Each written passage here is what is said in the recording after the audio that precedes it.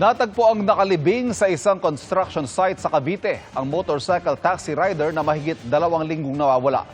Tinitingnan person of interest ang lalaki na huling nakitang angkas niya na dati palang kinakasama ng live-in partner ng biktima. Nakatutok si Jonathan Andal, exclusive. Ang mahigit 2 linggong paghahanap ng pamilya kay JJ Caluza, 31 anyos, na motorcycle taxi rider mula Santa Maria, Bulacan, na uwi sa matinding gulat at pighati. Natagpuan siyang nakabaon sa lupa sa isang construction site sa General Mariano Alvarez, Cavite. Nung po inanunas ako, 12 po saksak niya. 4 daw po dito sa may baga, tapos 8 daw po sa likod. Talagang ginawa na po nilang hype yung anak ko. Kasi pati po yung mga ganyan-ganyan niya, pati yung ganito niya, parang nahiwa na. Madaling araw ng June 24, huling nakitang buhay si JJ. May angkas siyang lalaki sa 13 Martires City papuntang Dasmariñas City. Primary person of interest ng pulisya ang lalaking angkas na foreman sa construction site kung saan ibinaon ang biktima. Napakasakit ng ginawa mo. Ano ko, sobrang bait. Napakabait nung anak ko na yan.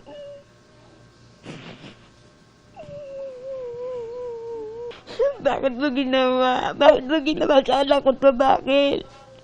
Siya rin ang dating kinakasama ng live-in partner ngayon ni JJ na si Grace. Selos ang motibong nasisilip sa investigasyon.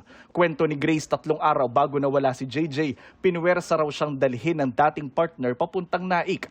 Binantaan niya po si JJ na papatayin kung hindi daw ako sumama. Kaya sumama na po ako. Wala po akong pagmamahal doon sa lalaking yun eh. Yung suntesto lang po talaga niyang pera yung inaano ko.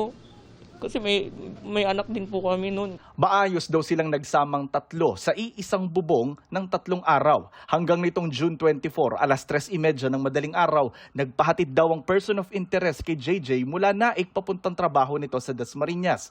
Pero hindi na nakauwi si JJ. Natunton si JJ nang lumabas sa GPS ng kanyang motorsiklo ang huling lokasyon nito na isang construction site sa General Mariano Alvarez. Naghinala ang mga pulis pagdating doon. Bukod kasi sa nagtakbuhan daw ang mga nadatnan nilang trabahador, nakita rin sa GPS ng backhoe sa construction site na noong June 24 kung kailan nawala si JJ, gumalaw ang backhoe ng mas maaga kumpara sa regular na oras ng kanilang trabaho. Sa permiso ng construction company, nahukay ng mga pulis ang labi ni JJ pero hindi na nakita ang motorsiklo nito. More than 2 ang nakikita namin na person of interest. Actually, marami po kaming nakausap dyan. Nung nga lang iisa ang sinasabi na hindi nila kilala, hindi nila alam. 1 linggo lang sila na nakatira doon. Hindi lang po isang gumawa noon eh. Tiyak po ako kasama yung mga pinsan niya doon eh. Nasabi na niya po yun eh, na ano yun niya eh. Baka pagtulungan nila yun si JJ eh. Pag hindi ko pa daw tinigilan yun eh. Sobrang sakit ginawa nila sa tao. Nagtiwala po yun eh. Sana po mahanap na siya. At kung sino man po ang kasama niya, gusto ko pa mabigyan ng hustisya yung mga anak ko namatay. Nananawagan din ang pamilya ng tulong pinansyal, pambayad sa punerarya at sa pagpapalibing kay JJ. Para sa GMA Integrated News, Jonathan Andal, nakatutok, 24 oras.